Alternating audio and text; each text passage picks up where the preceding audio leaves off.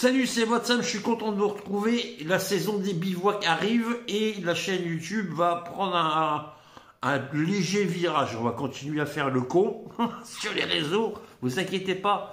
Mais c'est juste que j'ai un grand besoin de quitter la civilisation, ce monde de fous. Je supporte plus les magasins, enfin bon, bref. Le sac à dos m'appelle. La tante, pas ma tante à moi, mais la guitoune m'appelle. Et partir avec mes cannes à pêche, etc. Je voulais te partager cette vidéo-là parce que, déjà, je te fais le petit topo. 1994, c'était encore à l'époque des services militaires, j'ai fait un service long au 3e RPIMA, donc voilà, chez Régiment d'infanterie parachutiste de marine. Voilà, je m'entraînais avec les légionnaires. Je suis resté un peu plus de 2 ans. En 2 ans, j'ai dû faire 9 mois de terrain, de tente. Donc, il me reste encore quelques notions. Et là, je reprends. Donc, on va dire que je suis débutant parce que le matériel a évolué, etc. Mais le message que je veux vous faire passer, avant de partir en bivouac, il y a 3 règles fondamentaux. Être au chaud, être au sec et être en sécurité. Je m'explique. C'est très simple. Être au chaud, c'est quand tu arrives sur le bivouac, pourquoi pas allumer un feu. Attention, renseigne-toi sur Google Maps, qui est ton meilleur ami. Si tu peux faire des barbecues, tout ça, il y a des arrêtés municipaux, etc., etc. Moi, là où je vais, c'est le 15 mars, parce que j'ai prévu 4 jours de bivouac. Et ça se prépare un bivouac. Tu peux pas aller à l'aveugle, tu prépares ton bivouac, etc. Tu regardes sur les cartes et autres, à moins que tu connaisses le lieu, donc c'est encore mieux.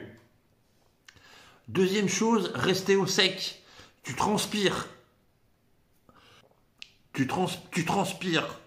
Donc tout ce qui est t-shirt et chaussettes, voilà, c'est pas bon. C'est que tu vas vite te refroidir quand tu as fini ta marche ou tu as fini ton bivouac, tu prévois un change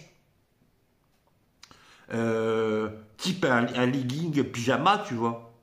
Moi, j'ai acheté un legging et un t-shirt pour dormir. Comme ça, celui que j'ai utilisé le jour, on va dire que sur la saison mars à mars-mai, on va dire qu'il aura le temps de sécher, façon de parler. Moi, je te conseille d'avoir plusieurs t-shirts, un par jour propre et des chaussettes propres selon le temps du bivouac. Troisième règle très importante, être en sécurité. Là où tu vas arriver sur ton lieu de bivouac, tu regardes un petit peu où tu peux planter ta tente, etc. Et que tu penses être en sécurité, pas en plein milieu de la route, entre guillemets, hein, voilà. Et surtout, de prévoir les points GPS et les donner à ta meilleure amie, à un proche, etc. En cas de problème, c'est très important. Deuxième chose, prévois une batterie externe, une power bank qui soit suffisamment costaud pour faire 2 jours, 3 jours, 4 jours, 5 jours, 6 jours, 8 jours. Voilà, il y a même des possibilités de charge solaire. Donc voilà. Ça, c'est fondamental.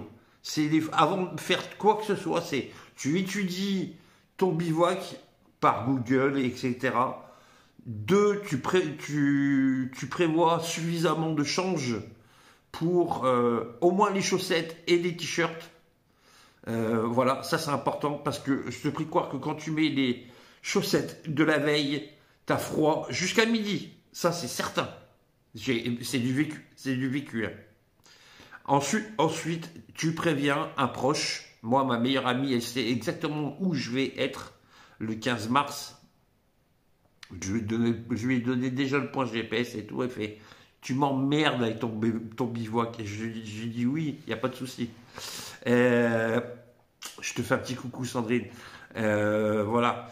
Et c'est juste que c'est la sécurité. Et prévoyez une power bank suffisamment costaud. Maintenant, moi j'ai une 3000 30 milliampères, ça va me faire 5 jours, 6 jours.